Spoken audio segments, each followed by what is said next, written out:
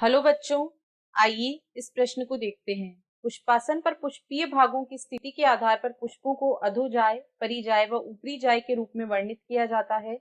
निम्न में से कौन सा पुष्पीय रूप ए से डी तक क्रमशः रोजा और प्रूनस पुष्पों का प्रतिनिधित्व करता है?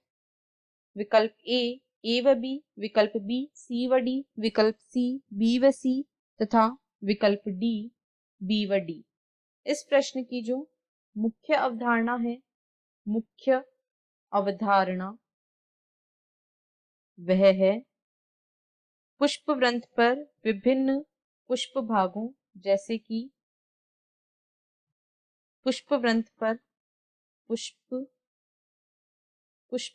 पर विभिन्न पुष्पीय अंगों, पुष्प वृंत पर विभिन्न पुष्पीय उपांगों के सापेक्षिक स्थिति के आधार पर पुष्प वृंत पर पुष्पीय उपांगों की सापेक्ष स्थिति के आधार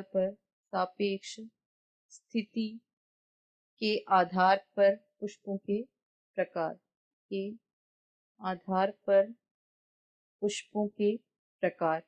इसके आधार पर पुष्पों को मुख्यतया 3 भागों में बांटा जाता है। अधिजायांग, पुष्पजायांग, अधिजायांग ऊपरी जाय तथा पुष्प परिजाय। 3 भाग होते हैं, 3 भागों में बांटा जाता है। अधिजाय,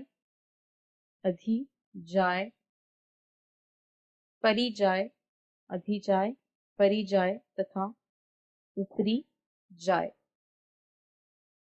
यदि हम अधिजाय की बात करें तो अधिजाय में क्या होता है कि जायांग सर्वोच्च स्थान पर होता है। यहाँ पर जायांग सर्वोच्च स्थान पर होता है। और यदि हम ऊपरी जाय की बात करें तो यहाँ पर जो होता है कि पुष्प के अनेक भाग जो होते हैं वे अंडाशय को पूरी तरीके से घेर लेते हैं। पुष्पासन के किनारे ऊपर की ओर वृद्धि करते हैं। पुष्पासन के किनारे ऊपर की ओर वृद्धि करके ऊपर की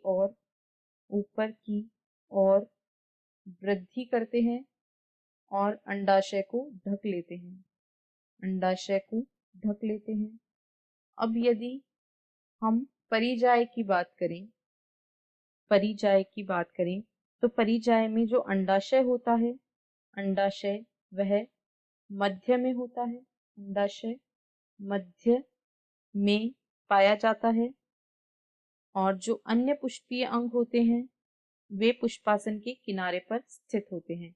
इस प्रकार के जो पुष्प होते हैं वे रोजा और प्रूनस इत्यादि में पाए जाते हैं। रोजा, प्रूनस, इन सभी में इसी प्रकार के पुष्प पाए जाते हैं। अब हमें चित्र ए जो दिया गया है वह अधोजायांगता को प्रदर्शित करता है।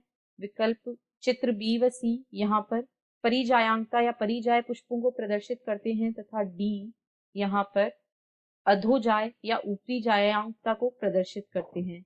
अब हमें बी व सी क्योंकि परिजाय को प्रदर्शित करते हैं और यही प्रकार रोजा व प्रूनस में पाया जाता है, इसलिए बी व सी क्रमशः इस प्रश्न के सही पहचान होगी। यानी बी व सी चित्र विकल्प सी में दिया गया है तो बी व सी विकल्प सी इस प्रश्न का सही उत्तर होगा, बी व सी।